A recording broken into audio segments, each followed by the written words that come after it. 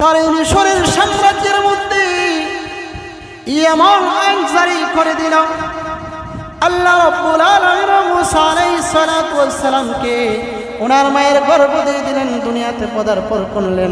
যখন নাকি দুনিয়াতে পদার্পণ করলেন, এবার মুসা আলাইহিস সালাতু ওয়াস সালামের আম্মা এবার চিন্তায় মগ্ন হয়ে গেলেন। ও আসমানের মালিক, যদি ফেরাউনের বাহিনীরা আমার এই ছেলের জন্মের সংবাদ যদি জানে, তাহলে তো আমার সন্তানকে তারা জীবিত হত্যা করে ফেলবে। মুসা আলাইহিস সালাতু ওয়াস সালামের মা চিন্তায়, যখন নাকি মুসা নবীর মায়ের চিন্তা করেন, আল্লাহ তাআলা মুসা নবীর মাকে ইলহাম জানায় দেন। আল্লাহ রাব্বুল আলামিন মুসা আলাইহিস সালাতু ওয়াস সালামের মাকে জানায় দিলেন, ও মুসা নবীর মা, তুমি কোনো ধরনের পেরেশান করিও না, চিন্তা করিও না, বিনা ভয়ে তুমি তোমার সন্তান মুসা আলাইহিস সালাতু ওয়াস সালামকে দুধ পান করাও। এর বিরুদ্ধে তুমি আর কোনো কিছু করিও না, এতে তুমি ভয় পাও না। আর যদি তুমি ভয় আশঙ্কা করো, তাহলে তোমার ছেলে মুসা নবীকে ওই সাগরের মধ্যে নদীতে ভাসায় দাও।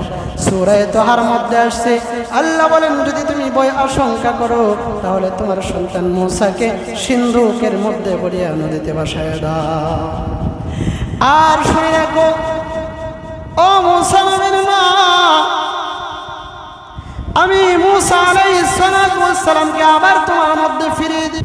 বর্তমান আমাদের আরবি নববর্ষ শুরু, বর্তমান মাস চলে আরবি মাস মুহররম,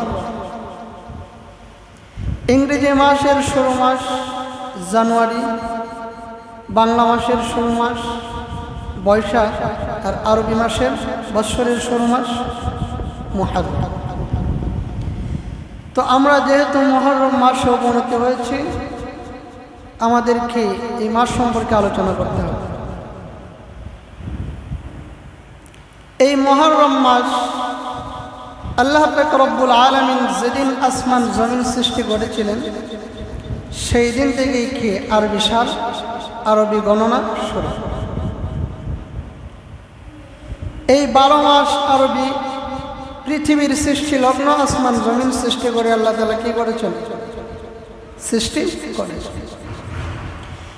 এই 12টা মাসের মধ্যে আল্লাহ তাআলা 4টা মাসকে সম্মানিত মাস করেছেন, অতি দামি মাস বানিয়েছেন। এই 4টি মাসের মধ্যে আবার সবচাইতে সম্মানিত মাস হলো মুহররম মাস। কোন মাস? মুহররম মাস।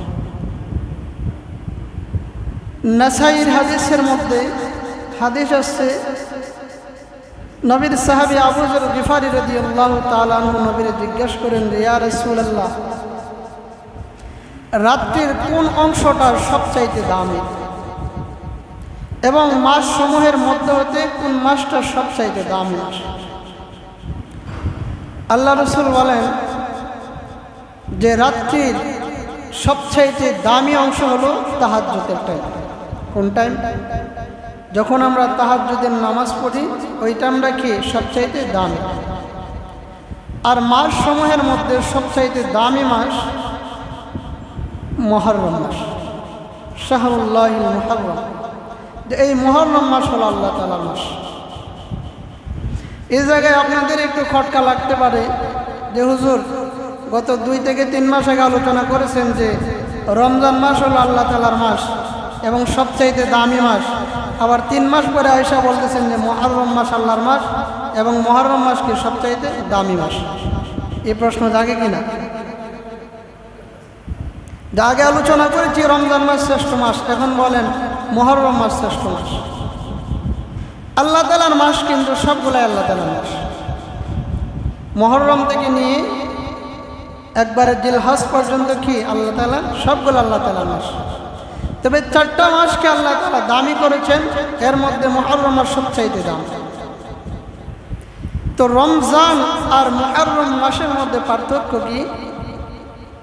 উজমত, কারামত, সওয়াবের দিক দিয়ে রমজান মাস সবচাইতে দামি।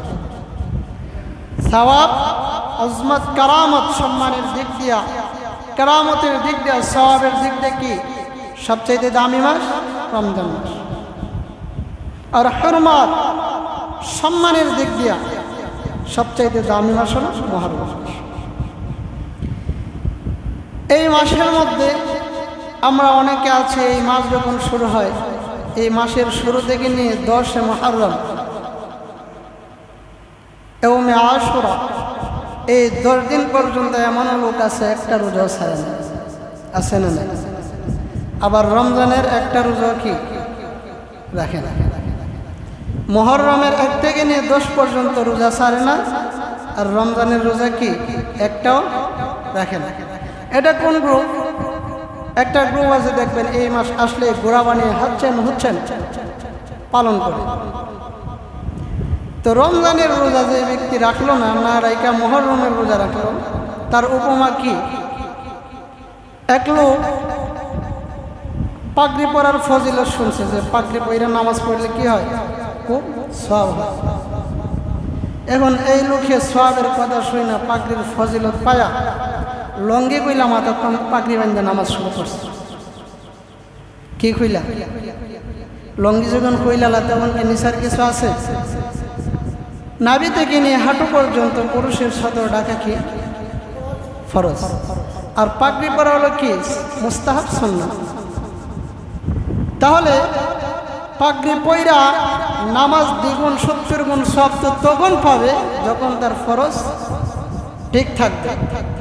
যদি ফরজ ঠিক না থাকে, পাগড়ি পয়রা যদি সারা জরম যদি সেজদায় পড়ে থাকে, নামাজ কি হবে না, কবুল হবে না।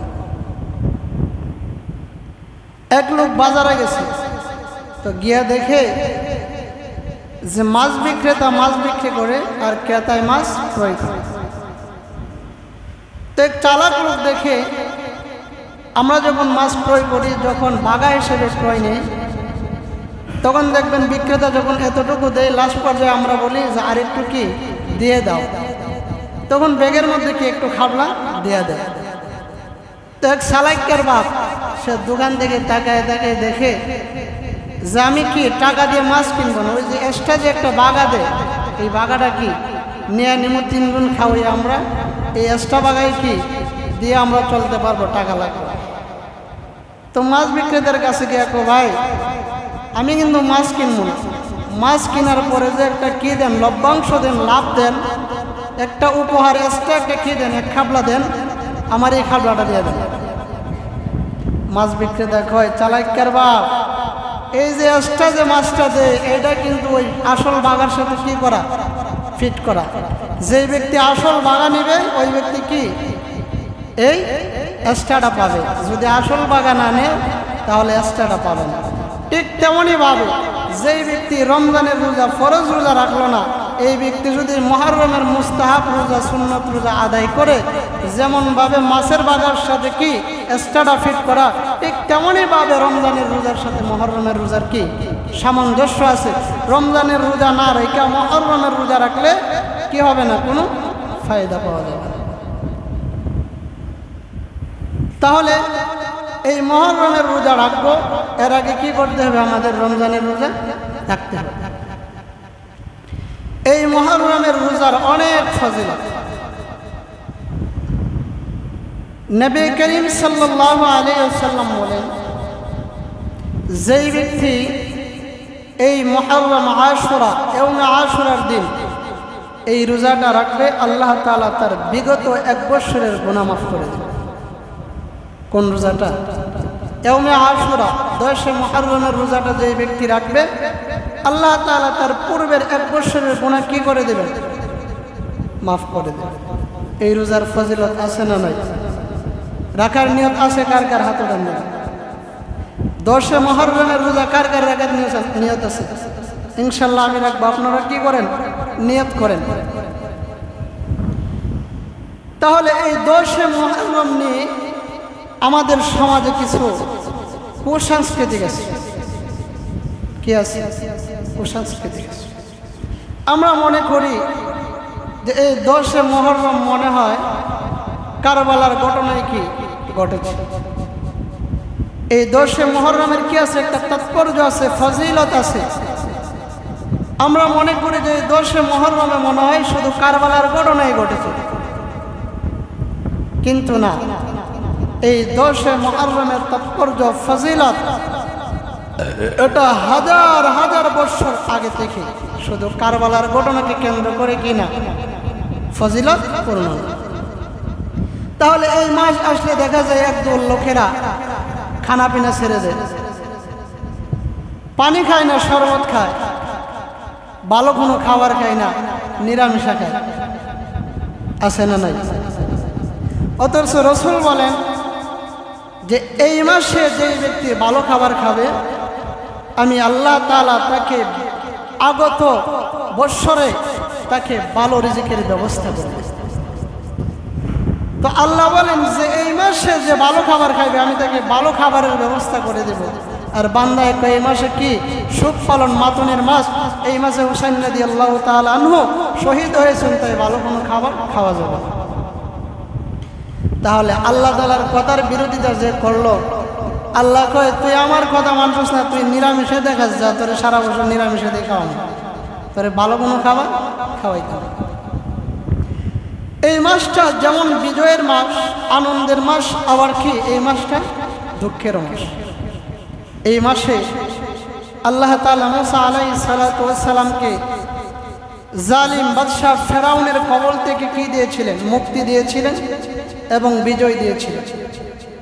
আবার এই মাসের এই তারিখে 10 মুহররম নবীজির ইন্তেকালের কয়েক বছর পরে হযরত হুসাইন রাদিয়াল্লাহু তাআলা আনহুকে ইয়াজিদ এই জালিম বাহিনীরা হুসাইন রাদিয়াল্লাহু তাআলা আনহুকে শহীদ করেছে। তাহলে এই মাসটা একদিকে সম্মানের মাস, বিজয়ের মাস, আর একদিকে কিসের মাস? দুঃখের মাস। তো দুঃখের মাস বলে তা না যে আল্লাহ তাআলার বিধানের বিপরীতে আমি কাজ করব। আল্লাহ বলেছেন ভালো খাবার খাওয়ার জন্য তৌফিক অনুযায়ী, আর আমার তৌফিক আছে গরুর গোশত খাওয়ার, মাছের মাংস কি মাছের গোশত খাওয়ার, আমার তৌফিক টাকা সত্ত্বেও আমি নিরামিষে দেখাইলাম। আল্লাহ বলে না যে তুমি নিরামিষে দেখাও। নবী করিম সাল্লাল্লাহু আলাইহি ওয়াসাল্লাম, বুখারী এবং মুসলিম শরীফের হাদিস, নবীজি যখন মক্কা থেকে মদিনা হিজরত করে গেলেন তখন গিয়ে দেখেন যে মদিনার মানুষেরা, মদিনার ইহুদিরা তারা কি 10 মুহররম রোজা রাখে। আল্লাহর নবী বলেন, ও মদিনার ইহুদিরা, তোমরা এই দিনে যে রোজা রাখো, রোজা রাখার কারণ কি? মদিনার ইহুদিরা বলেন, ইয়া রাসূলুল্লাহ, ইয়া হাবিবাল্লাহ, ও নবীজি, এই 10 মুহররমের তারিখে মহান আল্লাহর নবী মুসা আলাইহিস সালাতু ওয়াস সালামকে আল্লাহ রাব্বুল আলামিন জালিম ফিরাউনের কবল থেকে মুক্তি দিয়েছিলেন এবং বিজয় দান করেছিলেন। ওই বিজয়কে সামনে রেখিয়া শুকরানা 10 মুহররম মুসা আলাইহিস সালাতু ওয়াস সালাম আল্লাহ তাআলার শুকরিয়া আদায় করেছিলেন ইয়াউমে আশুরার রোজা রাখিয়া। যে মুসা আলাইহিস সালাতু ওয়াস সালাম ইয়াউমে আশুরা 10 মুহররম আল্লাহ তাআলা থেকে বিজয় দান করেছিলেন। ওই বিজয় পাইয়া মুসা নবী কি করেছিলেন? শুকরান মুহররমের এই 10 তারিখের রোজাটা রেখেছিলেন। ওই রোজাকে কেন্দ্র করিয়া আমরা কি রাখি? 10 মুহররমের রোজা রাখি। আল্লাহর নবী বলেন, ও মদিনার ইহুদিরা, তোমরা চাইতে তো আমি মুসা আলাইহিস সালাতু ওয়াস সালামকে অনুসরণ করা, তোমরা তোমাদের চাইতে আমার হক বেশি। তাহলে আগামী 10 মুহররম থেকে আমি বিশ্বনবী নিজেও রোজা রাখবো। এবং সাহাবীদেরকে বললেন, ও আমার সাহাবীরা, তোমরা এখন থেকে 10 মুহররমের রোজা রাখবা। এই রমজানের রোজা ফরজ হওয়ার আগে আল্লাহ তাআলা 10 মুহররমের রোজাকে ফরজ করেছিলেন। রমজানের রোজা ফরজ হওয়ার আগে কি ছিল? মুহররমের 10 তারিখের রোজা ফরজ ছিল। আল্লাহর নবী বলেন, ও আমার সাহাবায়ে কিরাম, তবে 10 মুহররমের রোজা রাখার মধ্যে একটু পার্থক্য করতে হবে। যে সেই পার্থক্যটা কি? যে ইহুদিরা শুধুমাত্র 10 তারিখের রোজা রাখে, আমরা যদি শুধুমাত্র 10 তারিখের রোজা রাখি তাহলে ইহুদিদের সাথে আমাদের সামঞ্জস্য হয়ে যাবে, ইহুদিদের সাথে আমাদের মিল হয়ে যাবে, তাদের সঙ্গে আমাদের একটু বিপরীত করতে হবে। তাই আমরা 10 তারিখের আগে 9 তারিখ অথবা 11 তারিখ আরেকটা রোজা রেখে ইহুদিদের চাইতে আমাদের বিপরীত হতে হবে। এতে বোঝা গেল যে এই 10 মুহররম শুধু কারবালার ইতিহাস থেকে কি নয়, ফজিলত পূর্ণ নয়, এটা কি মুসা আলাইহিস সালাতু ওয়াস সালামের বিজয়ের মাস থেকে, কি বিজয় থেকে 10 মুহররম সম্মান। তাহলে এবার আসুন আমরা আজকে তাফসীর জেনে নিব যে মুসা আলাইহিস সালাতু ওয়াস সালামকে আল্লাহ তাআলা কিভাবে দুনিয়াতে প্রেরণ করেছিলেন, আর উনি কিভাবে এই জালিম বাদশার কবল থেকে মুক্তি পেয়েছিলেন এবং কিভাবে বিজয় লাভ করেছিলেন। ওই মিশরের রাজ্যের ওই সময় প্রধান ছিল ফেরাউন। ফেরাউন একদিন স্বপ্ন দেখে যে শাম দেশ থেকে একটা আগুনের ঝলক আইসা, ফেরাউনের বংশ ছিল কিপ্তি বংশ, এই কিপ্তি বংশকে ওই শাম দেশের আগুন আইসা জ্বালিয়ে পুড়িয়ে সারকার করে দিল। ফেরাউন তার রাজ্যের সমস্ত স্বপ্নের ব্যাখ্যাকারীদেরকে ডেকে আনলো। ও আমার স্বপ্নের ব্যাখ্যাকারীরা, আমি ফিরাউন স্বপ্নে দেখলাম যে শাম দেশ থেকে একটা আগুনের ঝলক আইসা আমার এই কিপ্তি বংশকে জ্বালিয়ে দিল, তোমরা এবার এই স্বপ্নের ব্যাখ্যা দাও। মিশরের এই ফেরাউনের বাহিনী স্বপ্নের ব্যাখ্যাকারীরা স্বপ্নের ব্যাখ্যা দিল, ও ফেরাউন, এই যে বনি ইসরাইল, এই বনি ইসরাইলের মধ্যে এমন একজন সন্তান জন্ম নিবে, যেই সন্তানটা তুমি ফেরাউনের শত্রু হয়ে দাঁড়াবে, তোমার খোদার বিরোধিতা করবে, তুমি যে খোদার দাবি করেছ ওই খোদাই তো সে ধ্বংস করে দিবে। স্বপ্নের ব্যাখ্যাকারীরা যখন এই স্বপ্নের ব্যাখ্যা দিল, ফেরাউন এবার মনে মনে সিদ্ধান্ত নিল, তাহলে আজকে থেকে সিদ্ধান্ত হয়ে যাবে এই বনি ইসরাইলের মধ্যে যত সন্তানাদি জন্ম নেবে তাদেরকে সাথে সাথে জীবিত হত্যা করা হবে। ফেরাউন তার সাম্রাজ্যের মধ্যে সেনাবাহিনী ঘোষণা করে দিল, ও আমার সেনাবাহিনীরা, তোমরা লক্ষ্য করে দেখবে বনি ইসরাইলের মধ্যে যে সমস্ত শিশু সন্তানেরা জন্ম নেবে তাদেরকে সঙ্গে সঙ্গে হত্যা করা হবে। কিছু দাত্রী নির্ধারণ করলো, দাত্রী মহিলারা, তোমরা দেখবা বনি ইসরাইলের মধ্যে কতজন গর্ভবতী মহিলা আছে, যতজন গর্ভবতী মহিলা আছে সমস্ত মহিলাদের একটা তালিকা করবা, আর যে সমস্ত বনি ইসরাইলের মহিলারা ছেলে সন্তান জন্ম দিবে তাদেরকে আমার নির্ধারণ করা জল্লাদ যারা আছে তাদেরকে খবর দিবা, ওই জল্লাদেরা যাইয়া ওই বনি ইসরাইলের শিশু সন্তানগুলার জীবিত অবস্থায় জবাই করবে। যে সন্তান আমার খোদাই থেকে ধ্বংস করবে এই সন্তানকে দুনিয়াতে বাঁচতে দেব। যখন নাকি ফেরাউন তার এই মিশরের সাম্রাজ্যের মধ্যে এমন আইন জারি করে দিল, আল্লাহ রাব্বুল আলামিন মুসা আলাইহিস সালাতু ওয়াস সালামকে ওনার মায়ের গর্ভ দিয়ে দিলেন, দুনিয়াতে পদার্পণ করলেন। যখন নাকি দুনিয়াতে পদার্পণ করলেন, এবার মুসা আলাইহিস সালাতু ওয়াস সালামের আম্মা এবার চিন্তায় মগ্ন হয়ে গেলেন, ও আসমানের মালিক, যদি ফেরাউনের বাহিনীরা আমার এই ছেলের জন্মের সংবাদ যদি জানে তাহলে তো আমার সন্তানকে তারা জীবিত হত্যা করে ফেলবে। মুসা আলাইহিস সালাতু ওয়াস সালামের মা চিন্তায়, যখন নাকি মুসা নবীর মায়ের চিন্তা করেন, আল্লাহ তাআলা মুসা নবীর মাকে ইলহাম জানায় দেন, ওয়া আওহাইনা ইলা উম্মি মুসা আন আরদি'i فإذا خفت عليه فألقيه في اليم ولا تخافي ولا تحزني إنا رادوه إليك وجاعلوه من المرسلين. الله رب العالمين موسى عليه الصلاة والسلام মাকে জানায় দিলেন, ও মুসা নবীর মা, তুমি কোন ধরনের পেরেশান করিও না, চিন্তা করিও না, বিনা ভয়ে তুমি তোমার সন্তান মুসা আলাইহিস সালাতু ওয়াস সালামকে দুধ পান করাও। এর বিরুদ্ধে তুমি আর কোনো কিছু করিও না, এতে তুমি ভয় পাও না।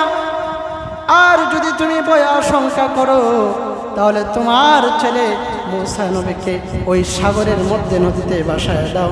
সূরা তাহার মধ্যে আসছে আল্লাহ বলেন যদি তুমি ভয় আশঙ্কা করো তাহলে তোমার সন্তান মূসাকে সিন্ধুকের মধ্যে পড়িয়া নদীতে ভাসায় দাও। আর শুনে রাখো ও মূসা নবীর মা, আমি মূসা আলাইহিস সালামকে আবার তোমার মধ্যে ফিরিয়ে দিব, এতে তুমি ভয়ভীত হও না, তুমি কোনো ধরনের ভয় করিও না। আর মূসা নবীর মা শুনে রাখো তোমার ছেলে মূসাকে আমি আল্লাহ তাআলা নবীদের মধ্যে হতে একজন নবী বানাবো। কে বলেছেন? আল্লাহ তাআলা যখন বললেন মূসা আলাইহিস সালামের মা মূসা নবীকে সিন্ধুকের মধ্যে পড়িয়া যখন নাকি নীল নদীর মধ্যে ভাসায় দেয়, মা তোমায় মার মনে তারপরও কোনো শান্তি নাই। আল্লাহ তো বলেছেন তোমার ছেলেকে আমি আবার ফিরিয়ে দেব। তারপরে মূসা নবীর মা চিন্তা করেন, মূসা নবীর মা যখন এই চিন্তা করেন, মূসা নবী আলাইহিস সালামের মা এই চিন্তা করার সময় যখন নাকি মূসা আলাইহিস সালামকে যখন ভাসিয়ে দেন, তখন তার বোন মারিয়ামকে বলেছিলেন ও মারিয়াম যাও আমার ছেলের সিন্ধুক যেই দিক দিয়ে যাবে তুমি নদীর পারে পারে আমার ওই সিন্ধুকের দিকে লক্ষ্য রাখিও। এটা আমার রব্বুল আলামিন সূরাতুল কসাসের আয়াতে বলেন وقالت لأخته قصي فبصرت به عن جنوب وهم لا يشعرون। আল্লাহ রাব্বুল আলামিন মূসা নবীর মা যখন নাকি তার বোন মারিয়ামকে বললেন ও মারিয়াম যাও আমার ছেলে মূসা নবীর এই সিন্ধুক যেদিকে যাবে তুমি নদীর তীরে তীরে যাবে। মূসা নবীর বোন মারিয়াম যখন নাকি মূসা নবীর সিন্ধুকের দিকে লক্ষ্য করে করে নদীর পার দিয়ে যান, এইগুলা কিন্তু ফেরাউন বাহিনীরা জানে না, তারা বুঝতেও পারে না উনি এমনভাবে নদীর কিনারে দিয়ে যাইতেছেন আর ওই সিন্ধুকটার প্রতি লক্ষ্য রাখতেছেন যে সিন্ধুকটা কোথায় যায়, কিন্তু ফেরাউন বাহিনী সেটা বুঝল না। যাইতে যাইতে ওই সিন্ধুক যাইয়া ফেরাউনের গাড়ে লাগলো। কার গাঠে? যেই ফেরাউনের শত্রু মূসা নবী তৈরি হয়েছেন আর যেই ফেরাউন এই সাম্রাজ্যের মধ্যে আইন জারি করে দিল যে কি বনি ইসরাইলের যে কোনো সন্তান জন্ম নেবে ছেলে সন্তান তাকে হত্যা করা হবে, সেই ফেরাউনের কাছে আল্লাহ তাআলা কি মূসা নবীর এই সিন্ধুককে বিদায় দিলেন। যখন নাকি মূসা আলাইহিস সালামের এই সিন্ধুক যখন নাকি গেল, ফেরাউনের সৈন্যবাহিনীরা সবগুলা কিন্তু কোরআন থেকে বলতেছি, এতগুলো আয়াত যদি বলি তাহলে কি আমাদের সময় খাবার হবে না, সবগুলা কি আয়াতের তাফসীর হয়েছে। যখন নাকি ফেরাউন তার সৈন্যবাহিনীরা ওই সিন্ধুককে নিল, নিয়া সিন্ধুক কইলা দেখে একজন শিশু ওই বাচ্চাটা সিন্ধুকের মধ্যে বিদ্যাঙ্গুলি চুষতে আরম্ভ করেছে। তার রাজ্যের সেনারা ওই শিশু বাচ্চাকে দেখিয়া তারা বলতে আরম্ভ করলো ও ফিরাউন আপনি যেই সন্তানকে হত্যা করার জন্য আইন জারি করে দিয়েছেন দেখতে তো দেখা যায় ওই সন্তানটা সেই সন্তান হবে, বনি ইসরাইলের সন্তান ছাড়া আর কোনো সন্তান হবে না, তাহলে তাকে হত্যা করা হোক। ফেরাউন বলল যে ঠিক আছে তাকে কি করা হোক, হত্যা করা হোক, যেই ছেলে আমার শত্রু হবে আমার খোদার আমার খোদাইত্বর বিরোধিতা করবে এই ছেলেকে কি করা হোক, হত্যা করা হোক। যখন ফেরাউন এই সিদ্ধান্ত নিল তখন ফেরাউনের বিবি আসিয়াকে বলল وقالت امرأة فرعون قرة عين لي ولك لا تقتلوه عسى أن ينفعنا أو نتخذه ولدا وهم لا يشعرون। ফেরাউনের বিবি আসিয়া ডাকতে কই ফেরাউন না লা তাকতুলুহু ওই সন্তানকে হত্যা করা যাবে না, এই সন্তানটা আমাদের চক্ষু শীতলকারী হতে পারে, ওই ছেলেটা আমাদের উপকারে আসতে পারে, ওই ছেলেটা আমাদের সন্তান হতে পারে, পুত্র সন্তান হিসেবে থাকতে পারে, এই সন্তানটা আমাদের অনেক উপকারে আসতে পারে, তাকে হত্যা করা যাবে না। ও ফেরাউন শুনে রাখো, আর তুমি তোমার রাজ্যের মধ্যে যে আইন জারি করে দিয়েছো যে বনি ইসরায়েলের যে সন্তানটা তোমার খোদায়িত্ব ধ্বংস করে দিবে, যদি এই সন্তানটা যদি সেই সন্তান হয় আর যদি আমাদের সংস্পর্শে থাকে, আমাদের কাছে লালিত পালিত হয়, তাহলে সে আমাদের বিরোধিতা করবে না। তখন ফেরাউন বলল যে বিবি আসিয়া, তুমি যেহেতু বলতেছো, ঠিক আছে, এই ছেলেকে আমরা কি করব, লালন পালন করব। আসিয়ার কথা শুনিয়া ফেরাউন আবার শিশু সন্তান মূসা নবীকে লালন পালন আরম্ভ করলো। মূসা আলাইহিস সালাম শিশু সন্তানকে তো দুগ্ধ পান করাতে হবে, কি বলে, তাকে কে দুধ পান করাবেন? ফেরাউন কিছু যাত্রী মহিলা নিয়োগ করলো যে মূসা নবীকে কি করাবেন, দুধ পান করাবেন। কিন্তু মূসা আলাইহিস সালামকে যেই যাত্রী মহিলার কোলেই দেয়, কোন যাত্রী মহিলার দুধ মূসা আলাইহিস সালাম পান করেন না। কি করেন না? কোন যাত্রী মহিলা দুধ পান করেন না। আল্লাহ বলেন ওয়া হারামনা আলাইহিল মাওয়াদিআ মিন ক্বাবল, আল্লাহ বলেন আমি মূসা আলাইহিস সালামের জন্য পূর্ব থেকে যাত্রী মহিলাদের দুধস্তন থেকে আমি ফিরিয়ে রেখেছি। পূর্ব থেকে আমি আল্লাহ তাআলা ওই যাত্রী মহিলাদের দুধকে মূসা নবীর জন্য হারাম করে দিয়েছি। যে মূসা নবীর জন্য কি আমি দুধ পূর্ব থেকে হারাম করে দিয়েছি। যখন কারো দুধ মূসা নবী পান করেন নাই, ওই যে বোন যে নদীর পাড়ে দিয়ে আসছিল, মনে আছে? মাঝে কি বলছিল, মেয়ে তুমি সঙ্গে সঙ্গে যাও, যে এই সুন্দর কোথায় যায়? ওই মূসা নবীর বোন মারিয়াম নদীর পারে পারে আইসা এই ফেরাউনের সাম্রাজ্যে আসলো। যখন মূসা নবীর বোন মারিয়াম যখন দেখলো কোনো যাত্রী মহিলার দুধ পান করে না, তখন সে বলে فقالت هل أدلكم على أهل بيتي يكفلونه لكم وهم له ناصحون। মূসা নবীর বোন মারিয়াম বলে, ও ফিরাউন, এই শিশু বাচ্চা তো কারো দুধ পান করতেছে না। যদি আমি এমন একটা পরিবারের কথা বলি, এমন একজন মহিলার কথা যদি বলি, যে মহিলার দুধ এই মূসা নবী পান করবে, ওই শিশুটা পান করবে এবং তাদের হিতাকাঙ্ক্ষী হয়ে যাবে, তারা তাকে খুব যত্ন সহকারে রাখবো, এমন একটা পরিবারের নামকে আমি বলবো নি। আল্লাহ তাআলার কি কারিশমা, এবার তিনি সুযোগে কাজে লাগাইতেছে। ফেরাউন বলল, বলো এমন কোন মহিলা আছে কিনা নাই। এবার মূসা নবীর বোন ফেরাউন আইসা ওনার মায়ের কাছে সমস্ত ঘটনা খুলে বলল যে মা, এইভাবে মূসা নবী তো আমার ভাই ফেরাউনের সাম্রাজ্যে চলে আসে, কোনো যাত্রী মহিলার দুধ পান করে না। আমি তাদেরকে বলেছি এমন একটা পরিবারের সন্ধান আমি দেব, যে পরিবারের দুধ ওই শিশু বাচ্চা পান করবে এবং তাদের হিতাকাঙ্ক্ষী হয়ে যাব। এবার মা আমাকে বলেছে তোমাদেরকে নিয়ে যাওয়ার জন্য। তারা কিন্তু জানে না সে যে মূসা নবীর বোন, এবং যে পরিবার আসবে সে যে মূসা নবীর মা, কি তারা জানে না। মূসা আলাইহিস সালামের মা এই খবর পাইয়া যখন নাকি আসলো, আয়েশা যখন নাকি মূসা নবীর মা মূসা নবীকে কোলে নিলেন, কোলে নেওয়ার সাথে সাথে যেই মাত্র স্তনের মধ্যে লাগালো, স্তনে লাগাইতে দেরি হলো, মূসা আলাইহিস সালাম দুধ পান করতে দেরি করেন না। فرددناه إلى أمه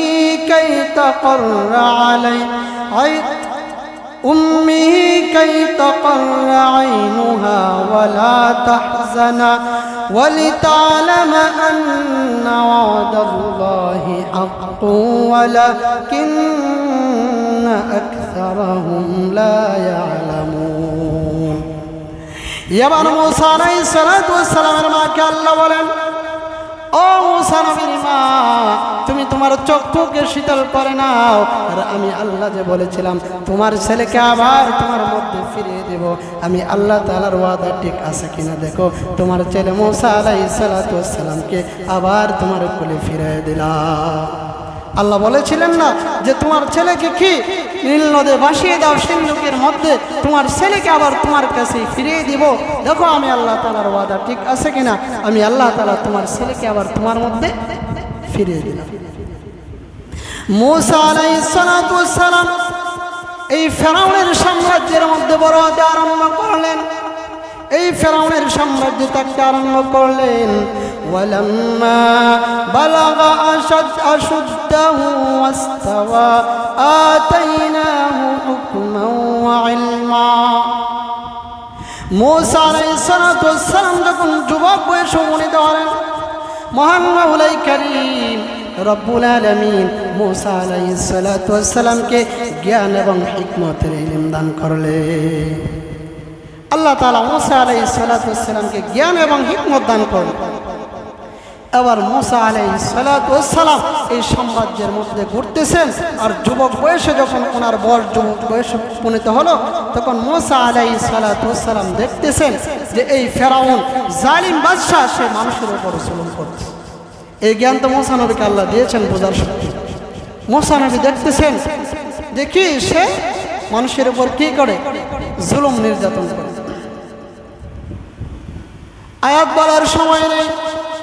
মুসা আলাইহিস সালাতু ওয়াস সালাম যুবক বয়সে যখন নাকি একদিন মিশরের একটা রাস্তা দিয়ে যাইতেছেন, রাস্তা দিয়ে যাইতে যাইতে আল্লাহর নবী মুসা তাকায় দেখেন দুইজন লোক, তারা ঝগড়া আরম্ভ করেছে। একজন লোক হলো বনি ইসরাইলের মুসা আলাইহিস সালাতু ওয়াস সালাম যে বংশে জন্ম নিয়েছিলেন, আর একজন লোক হলো মুসা নবীর বিরোধী পার্টি কিপ্তি বংশের লোক, ফেরাউনের লোক। যখন দুইটা লোক ঝগড়া করতেছে, তখন বনি ইসরাইলের যে লোকটা সে তো মুসা নবীকে দেখে চিনে ফেলেছে, তখন সে মুসা নবীর কাছে সাহায্য চাইল যে ও নবী মুসা, আমাকে কি করো, সাহায্য করো। মুসা আলাইহিস সালাতু ওয়াস সালাম সামনে বাড়ি গেলেন, যাওয়ার পরে তাকে অনেক কিছু বোঝালো ওই কিপ্তি বংশের লোককে। গিয়ে দেখতেছে সে ড্যাগার ঢুকাইতে চাইতেছে বনি ইসরাইলের ওই যুবকের কাছে। তো ওনার বংশের লোক যদি ড্যাগার ঢুকাইতে দেখে গোষ্ঠীর লোক, ওনার কি লাগবে না, তেজকার লাগবে না? তো উনি ওই কিপ্তি বংশের লোকটাকে, ফেরাউন বংশের লোকটাকে খুব বোঝালো, কিন্তু সে কোনোভাবে কি করে না, বুঝ মানে না। তখন মুসা আলাইহিস সালাতু ওয়াস সালাম তাকে একটা কি দিলেন, ঘুষি দিলেন, যেন সেই কাছ থেকে ফিরে যায়। এক ঘুষি খাইয়ে এই ফেরাউন বংশের লোকটা মারা গেছে। কি হয়েছে? মারা গিয়েছে। যখন মারা গিয়েছে তখন মুসা নবী বলেন, قال رب إني ظلمت نفسي فاغفر لي فغفر له إنه هو الغفور الرحيم।